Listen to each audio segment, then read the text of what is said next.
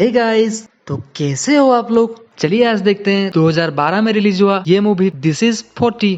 इस मूवी में हमें ये दिखाया गया है कि उम्र 40 साल होने के बाद एक कपल को किस तरह का प्रॉब्लम्स और किस तरह का रुकावटें आता है, ये सारा चीज ये मूवी में बहुत अच्छी तरह से दिखाया गया है। तो दोस्तों बिना वक्त गवाए चलिए शुरू करते हैं। इस मूवी की शुरुआत में हम देखते हैं एक कपल पीट और डेबी अपने बाथरूम में इंटीमेट होते हुए दिख रहे हैं। जब काम खत्म करके पीट बाथरूम से बाहर आता है तब बोलता है कि आज उसने वाइग्रा लिया था, इसलिए उसने पूरा एनर्जी के साथ इंटीमेट हो गया।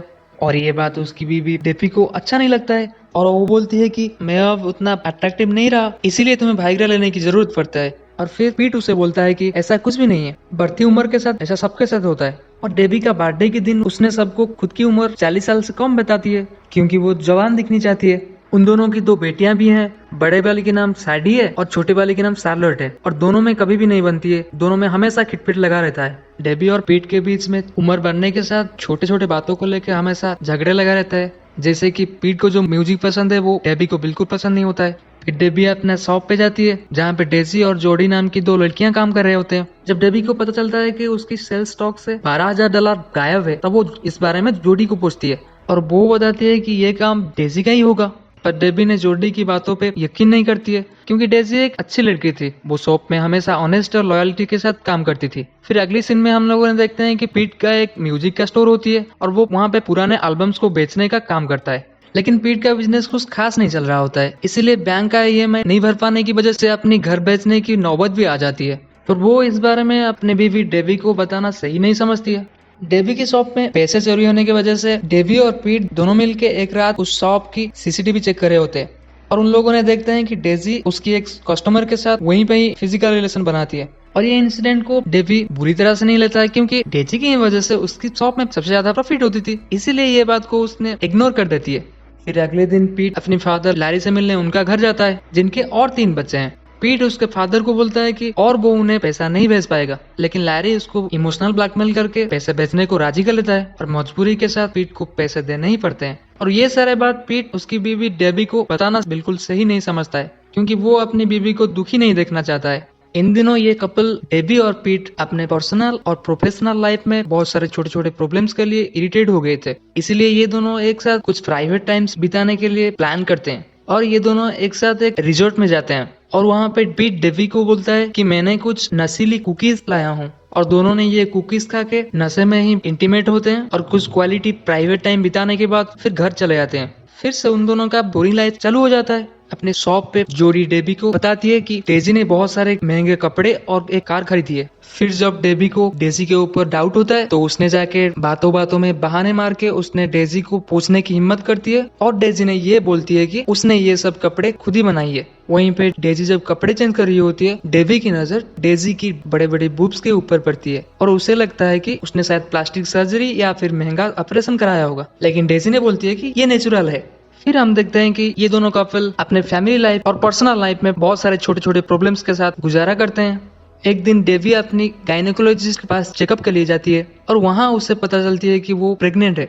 ये सुनकर डेबी बहुत शॉक हो जाती है क्योंकि इस उम्र में वो बच्चा नहीं चाहती थी। फिर वो लौटते लौटते ये सोच रही होती है कि पीट को ये खबर उसने कैसे देगी। ठीक अगले ही दिन दोनों सैडी के स्कूल में जाते हैं। वहाँ पे डेबी पीट को ये पूछती है कि क्या उसे तीसरा बच्चा मंजूर है, लेकिन पीट ये बोलता है कि उसे तो दूसरा बच्चा भी नहीं चाहिए था, लेकिन हो गया तो ठीक है पर तीसरा बच्चा तो कभी नहीं चाहिए। इसीलिए डेबी ने उसे ये प्रेगनेंसी की बात नहीं बताती है। उसी रात डेबी डेजी को लेकर एक बार में जाती है ताकि उसको खुद के साथ कंफर्टेबल करा के शॉप में हुए चोरी के बारे में पूछ सके और दोनों बहुत सारे फन करते हैं, मस्तियां करते हैं, डांस करते हैं। फिर जब डेबी चोरी के बारे में पूछती है तो डेजी बोलती है उसने चोरी नहीं की है, लेकिन उसके साथ वो ये बोलती है कि उसके पास बहुत सारे पैसा आ गया है। और फिर डेबी पूछती है कि अगर तुमने चोरी नहीं की तो इतने सारे पैसे तुम्हारे पास आया कैसे।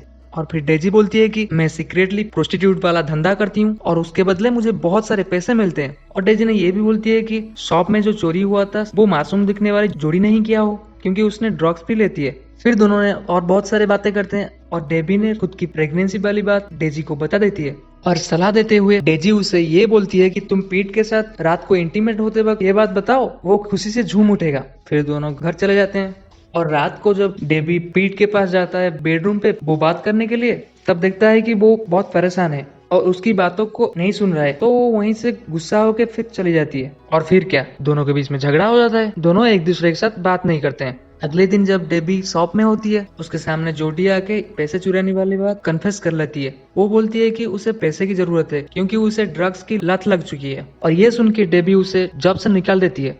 फिर पीट और डेबी ने दोनों मिलकर कुछ रूल्स बनाते हैं और ये डिसाइड करते हैं कि छोटे छोटे बातों को लेकर कभी आर्गुमेंट्स नहीं करेंगे, झगड़े नहीं करेंगे और शांति से रहेंगे। फिर जाके फैमिली में पहले जैसी खुशियां आ सकता है, और ठीक वैसे ही करने की कोशिश करते हैं। अगले दिन पीट की बर्थडे होता है और वहाँ पे बहुत सारे लोग भी आते हैं, और इनके साथ पीट के फादर लैरी और डेवी के फादर ओलिवर भी शामिल होते हैं। सब कुछ ठीक ही चल रहा होता है और लॉन्च के दौरान इन दोनों में फिर से अनबन स्टार्ट हो जाता है। और फिर हम देखते हैं कि पीट अपना बर्थडे का केक कट रहा होता है और उस तरफ डेबी छुपकर एक सिगरेट पीने लगती है और उसे उसकी बेटी सैडी ने देख लेती है। फिर उन दोनों में भी झगड़ा होने लगता है। ये सुन के डेबी के एक दोस्त ये बोल देती है कि प्रेगनेंसी के टाइम स्मोक करना स्वास्थ्य के लिए हानिकारक होता है, और ये बात पीट और पूरी फैमिली सुन लेती है। और फिर क्या, पीट ने डेबी के ऊपर बहुत गुस्सा हो जाता है, दोनों के बीच में झगड़े और बढ़ जाता है और पीट ने उसका साइकिल लेके गुस्से में भाग जाता है और डेबी ने उसके फादर ओलिवर के साथ बहस करने लगती है। और फिर पीट के फादर लैरी और डेबी दोनों मिलकर कार में निकल पड़ते हैं पीट को ढूंढने के लिए। और फिर हम देखते हैं कि पीट का एक्सीडेंट हो जाता है और उसने रास्ते में पड़ा हुआ होता है।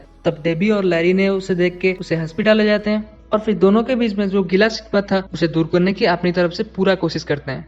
जब डेबी पीट से मिलकर माफी मांगती है तो पीट उसे बोलता है कि उसे तीसरा बच्चा हुआ इसलिए वो बहुत खुश है, लेकिन वो गुस्सा सिर्फ इसलिए था कि डेबी ने उसे पहले क्यों नहीं बताया।